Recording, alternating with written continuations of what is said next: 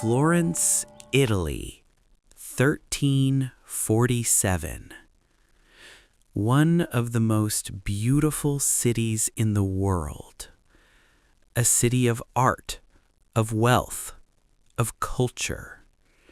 A city of 100,000 souls. Within 18 months, more than half of them were gone.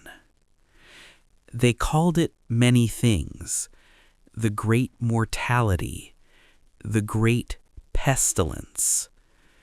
We call it the Black Death. And what it did to Florence wasn't just kill people. It killed the idea that people could be trusted.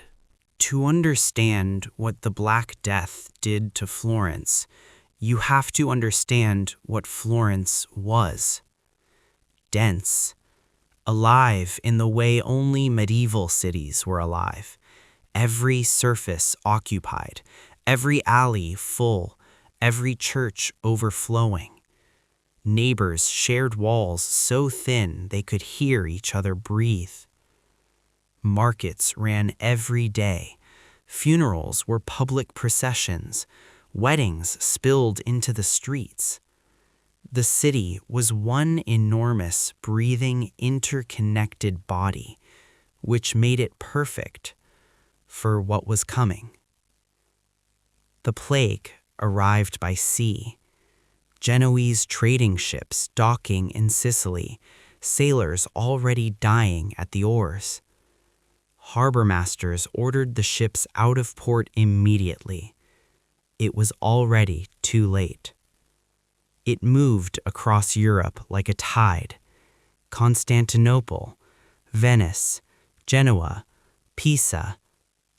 By the spring of 1348, it was inside the walls of Florence. The Florentines knew it was coming. They had heard what it did to other cities. They prayed, they fasted, they banned the sick from entering. And then the first person in Florence collapsed in the street. And then the second. And the bells began to ring. Here is what it felt like. First, swellings.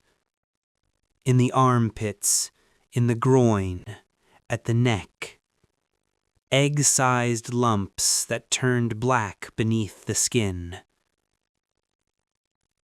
Then fever, then vomiting, then bleeding from places the body was never supposed to bleed from.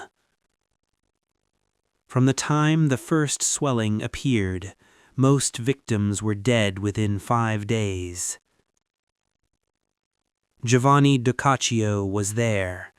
He survived, and he wrote down everything he witnessed in a work called the Decameron, with the precise, horrified clarity of a man who needed the world to know what he saw.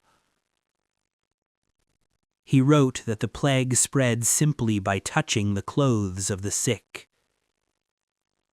He described watching 2 pigs root around in the rags of a man who had just died, and within a short time both pigs convulsed and fell dead in the street. The city's systems began to fail one by one. Gravediggers died.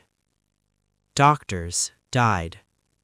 Priests died, often faster than anyone, because they kept entering the homes of the sick. The graveyards filled, then overflowed. Bodies were stacked in the streets, loaded onto carts, buried in mass pits outside the city walls, layer upon layer upon layer, because there was no other way. Boccaccio recorded that in a single week, more than 100,000 people may have perished in Florence. 100,000 in one city in 1 week. And this is when something more disturbing than the dying began. The Black Death didn't just kill the body.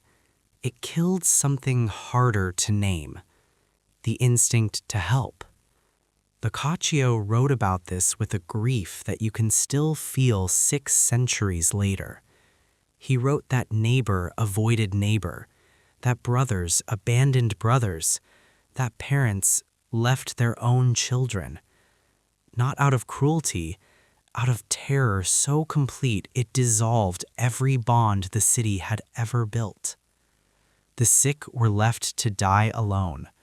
Servants who agreed to tend to them for enormous sums of money would often flee the moment the employer grew too ill to watch them. The dying reached for hands that weren't there. They called out names. Nobody came. The city began marking the houses of the infected. A cross on the door, a sign that said, "Do not enter," but also, "Do not leave." Entire families were sealed inside their homes, healthy members locked in with sick ones, left there until everyone inside was either recovered or dead. And the bells kept ringing, day and night, one for every death, until the sound became so constant, so unrelenting, that the city council of Florence issued an order: stop ringing the bells, not to honor the dead, but because the living couldn't take it anymore. By 1350, the worst had passed. Florence was still standing, but it was not the same city. Of the roughly 100,000 people who had lived there, somewhere between 45 and 60,000 were dead. Whole neighborhoods erased, entire family lines ended. Streets that had been packed with noise and commerce, silent. The people who remained did something strange, something that historians still find remarkable. They rebuilt, not slowly, not cautiously, furiously. It was the survivors of the Black Death and their children who funded the Renaissance, the art, the architecture, the explosion of human creativity that Florence gave the world, born directly from the grief of what came before it. The bells still ring in Florence. They ring for Mass, for festivals, for the hour. They are beautiful now.